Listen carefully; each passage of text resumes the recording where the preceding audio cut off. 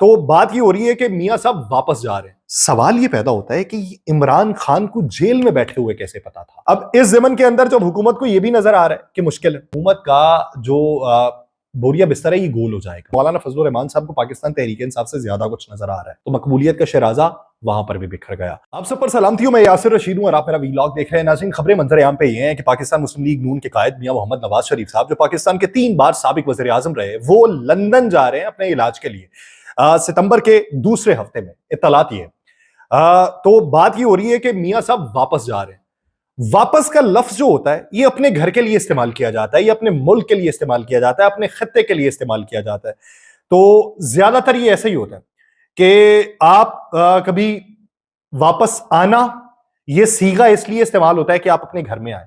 واپس جانا یہ ہوتا ہے کہ آپ کسی اور جگہ پہ جا رہے ہو. لیکن ان کے لیے واپس آنا اور واپس جانا، وہاں پہ بات یہ ہو رہی ہے کہ میاں صاحب واپس آ رہے ہیں. کیوں آ رہے ہیں؟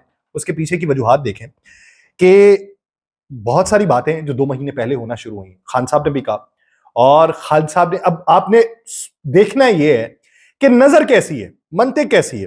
میاں صاحب آئے جب پاکستان میں، تو میاں صاحب جب پاکستان میں آئے تو جاوید لطیف صاحب کچھ اور رہنماؤں نے یہ کہا کہ میاں صاحب جو ہیں وہ علاج کی غرض سے واپس پھر جا سکتے ہیں، معمول کا چیک اپ ان کا ہوتا رہنا، تو اس لیے وہ واپس جائیں گے. اس وقت گیم کیا بن رہی تھی؟ الیکشن ابھی ہوئے نہیں تھے.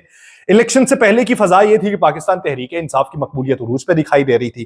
پاکستان مسلم لیگ نون کو کہیں نہ کہیں پہ معاملات خراب دکھائی دے رہے تھے. ابھی وہ معاملہ نہیں بنا تھا، ان کے لیے وہ منظرنامہ نہیں وضع ہوا تھا، وہ تو 8 فروری کی رات تک نہیں ہوا تھا. تو اس لیے ابہام کے اندر چیز تھی. لیکن میاں صاحب واپس نہیں گئے. الیکشن ہوئے، الیکشن ہونے کے بعد میاں صاحب وزیر اعظم نہیں بنے، لیکن میاں صاحب واپس نہیں گئے. میاں صاحب کی واپسی کے حوالے سے باتیں بھی کوئی نہ ہوئی. پھر وہ لوگ بھی خاموش ہو گئے جو کہتے تھے کہ معمول کے چیک اپ کے لیے میاں صاحب جائیں گے. رفتہ رفتہ وقت گزرتا رہا، میاں صاحب نے خاموشی اختیار کر لی. اس کے بعد میاں صاحب بولنا شروع ہوئے. بولنا بھی شروع ہوئے تو ہمیں یہ معلوم پڑا کہ پاکستان مسلم لیگ نون نے جو پارٹی اجلاس بلایا ہے اس کے اندر یہ طے کیا ہے کہ ملک کے طول و عرض میں یہ کنونشنز کریں گے، نئی تنظیم سازی ہوگی، کارکنوں سے براہ راست ملاقاتیں ہوں گی، جلسے کیے جائیں گے. پہلے پنجاب میں ہوں گے، پھر سندھ میں، پھر بلوچستان میں، کے پی میں، ملک کے طول و عرض میں جلسے کیے جائیں گے اور میاں نواز شریف صاحب ان جلسوں سے جا کے خطاب کریں گے. پاکستان مسلم لیگ نون کی طرف سے یہ اعلامیہ جاری ہو گیا. ہم ان جلسوں کا انتظار کرتے رہے، لیکن جلسے بھی نہ ہوئے، میاں صاحب بھی واپس نہیں گئے. پھر 2 مہینے پہلے یہ بات ہونا شروع ہوئی کہ حکومت کا جو بوریا بستر ہے یہ گول ہو جائے گا. ان باتوں کے اوپر حکومت کے اتحادی بھی یہ کہنا شروع ہو گئے کہ حکومت کے لیے مشکل ہے، حکومت کو کچھ ثابت کر کے دکھانا ہوگا. ایسے ہی وقت میں جیل میں بیٹھا ہوا شخص ایک دن اپنے بیان کے اندر یہ بات کرتا ہے کہ میاں نواز شریف نے اپنا بیگ پیک کر لیا، اور ساتھ ہی وہ یہ بھی کہتا ہے کہ یہ جلد لندن کے لیے روانہ ہو جائیں گے. اس سے کچھ دن پہلے وہی شخص باقاعدہ طور پہ کہتا ہے کہ ای سی ایل کے اوپر نام ڈالے جائیں میرا، شہباز شریف کا، نواز شریف کا اور آصف زرداری کا. آپ نے ڈاٹس کو لنک کرنا ہے آپس میں کہ ابتدائی طور پہ میاں نواز شریف کی واپس جانے کی اطلاعات، پھر خاموشی، پھر لمبا عرصہ خاموشی، اس کے بعد پھر کوئی نہ بولا، پھر ملک بھر میں جلسوں کا اعلان لیکن وہ بھی نہ ہوئے، پھر حکومت جانے کی باتیں، اس کے بیچ میں تب بھی خاموشی، تب بھی کوئی بات نہیں ہوئی. لیکن وہ جو لمحہ بتایا گیا تھا کہ ستمبر اکتوبر میں بڑی تبدیلی سے پہلے، جس میں چیف جسٹس صاحب تبدیل ہو جائیں گے، اس تبدیلی سے پہلے یا اس تبدیلی کے فوری بعد یہ حکومت جو ہے یہ چلی جائے گی اور ایک ٹیکنوکریٹ سیٹ اپ آئے گا. میں نے یہ بات کی تھی کہ اگر یہ جاتی بھی ہے حکومت تو پاکستان تحریک انصاف نہیں آئے گی. لیکن میاں صاحب کا اسی دور میں واپس جانے کا اشارہ جو ہے اور ارادہ جو ہے یہ اس بات کو تقویت پہنچاتا ہے کہ کہیں نہ کہیں پہ حکومتی معاملات خراب دکھائی دیتے ہیں. وہ اس لیے کہ ہم نے یہ دیکھا ہے کہ جو ملاقاتیں ان کی جاری تھیں، جو منانا ان کو پڑا ہوا تھا اپنے اتحادیوں کو یا پرانے لوگوں کو، وہ منانے پہ بھی بات نہیں بنی. 2/3 اکثریت کا خواب بھی پورا نہیں ہوا. مولانا فضل الرحمان سے بات کی، لیکن مولانا فضل الرحمان صاحب کو پاکستان تحریک انصاف سے زیادہ کچھ نظر آ رہا ہے. اس لیے مولانا نے ان کو یہ کہہ دیا کہ 2 سینیٹرز ہمارے جو ہیں وہ کے پی سے بنا دیے جائیں، اس کے مد مقابل ہم آپ کو پارلیمنٹ کے فلور کے اوپر حمایت دیں گے.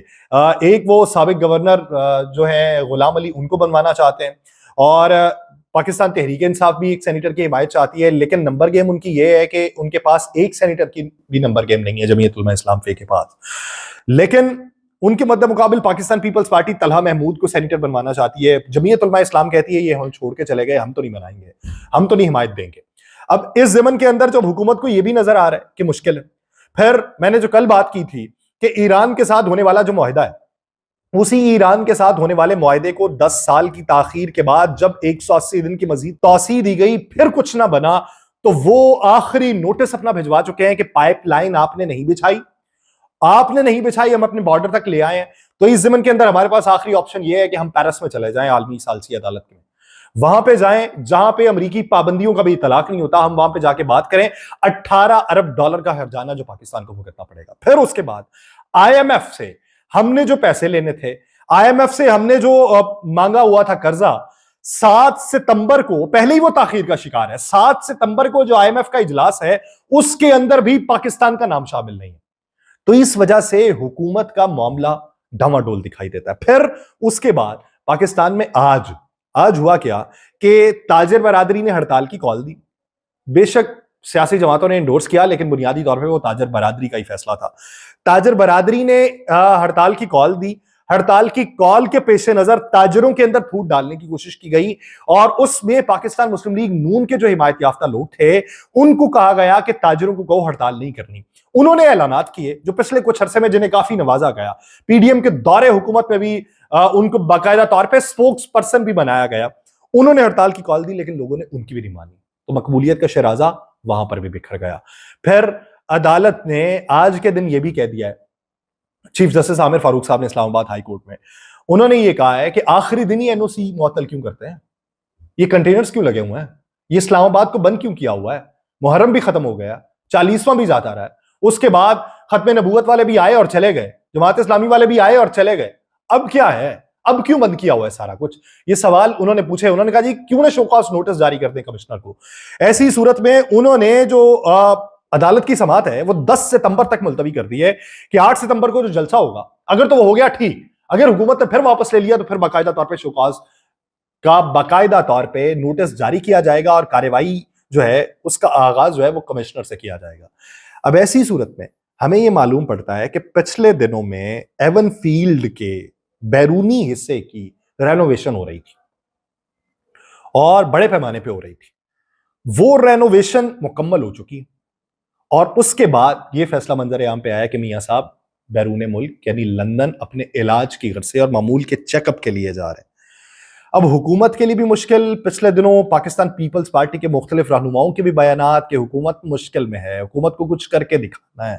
پھر جو ایسے لوگ جو ہر حکومت کا حصہ ہوتے ہیں اور ان کا کسی پارٹی سے تعلق نہیں ہوتا, جو حکومت میں ہے انہی کی پارٹی سے ان کا تعلق ہوتا ہے, ویسے لوگ بھی باقاعدہ طور پہ یہ بولتے ہوئے دکھائی دیے پچھلے 1-2 ہفتوں کے اندر کہ حکومت کو کچھ کر کے دکھانا ہے, اپنے آپ کو ثابت کرنا ہے تاکہ حکومت برقرار رہ سکے. بصورت دیگر ان کے ہاتھ سے گیم نکل رہی ہے. اب یہ سوال یہ پیدا ہوتا ہے کہ عمران خان کو جیل میں بیٹھے ہوئے کیسے پتا تھا کہ نواز شریف کا بیگ پیک ہے. سوال بنتا ہے. یعنی بہت سارے لوگ یہ کہتے ہیں, میں بھی یہ مانتا ہوں کہ اکثر اوقات عمران خان صاحب کچھ ایسی باتیں کر جاتے ہیں جو ایک تکے کی بنیاد پہ بھی ہوتی ہیں, اور وہ مستقبل میں ہو بھی جاتا ہے. یہ بہت سارے لوگوں پہ خدا کی عطا بھی ہوتی ہے. لیکن یہ بات کہ اتنا عرصہ عمران خان صاحب نے جیل کے اندر گزار لیا, انہوں نے ای سی ایل والا معاملہ بھی جو تھا وہ 2 سے 2.5 ہفتے پہلے اٹھایا کہ ای سی ایل پہ نام شامل کیا جائے. یہ بات جو بیگ پیک والی ہے یہ تو 4 سے 5 دن پہلے والی ہے, اور 4 سے 5 دن بعد یہ اطلاع کا آ جانا کہ وہ لندن جا رہے ہیں.